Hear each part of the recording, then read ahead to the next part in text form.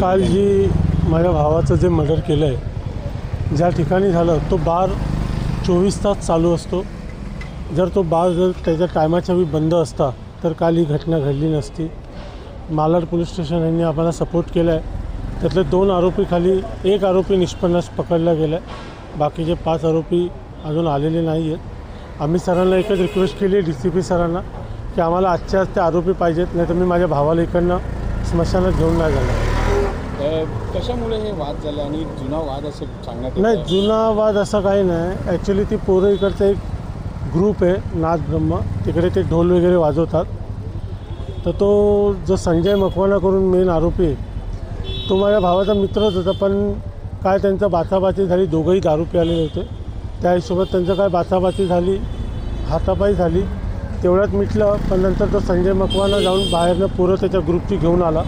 नाथ ब्रह्म करून असा काय ग्रुप बोलत होते ती लोकं, मलाही माहिती नाही. त्या ग्रुपची पोरं आली 5-6 आणि त्यांनी धनाधन त्याच्या डोक्यात बिअरच्या बाटल्या फोडायला चालू केलं. बाटल्या फोडल्या तरी तो होता, म्हणजे वाचण्याच्या परिस्थितीत होता. मग नंतर त्यांनी धारदार शस्त्र काढले आणि त्याच्या पाठीमागे मारायला चालू केली. खाली पडला, तिथे मयत झाला माझा भाऊ. तरीसुद्धा ते एवढे हैवान होते की त्यांनी त्याचा पूर्ण नाक बीक पूर्ण फोडून टाकला.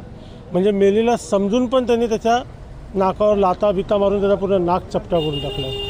बस मला तुमच्या न्यूजतर्फे मला एकच न्याय पाहिजे की हे आरोपी लवकरात लवकर पकडले गेले पाहिजेत. रात्री 1:30 ते 2च्या सुमारास चिंचोली बंदर रस्त्यावरती गुरुकृपा हॉटेल आहे, त्याच्या गल्लीमध्ये मयत कल्पेश भानुशाली आणि आरोपी संजय मकवाना यांच्यामध्ये अल्टरकेशन झालं, शिवीगाळ झाली, मारहाण झाली.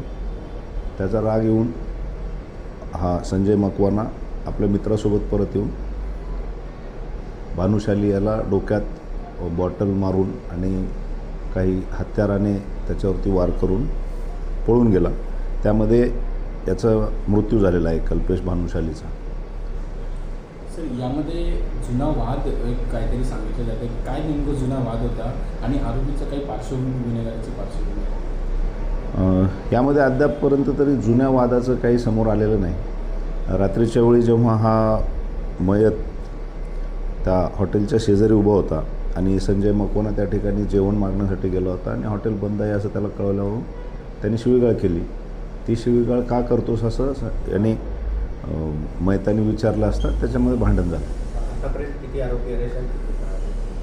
आतापर्यंत एका आरोपीला आपण ताब्यात घेतलेला आहे आणि इतर जे 3 आरोपी आहेत ते निष्पन्न झालेले आहेत आणि त्यांचा शोध पोलीस घेत आहेत.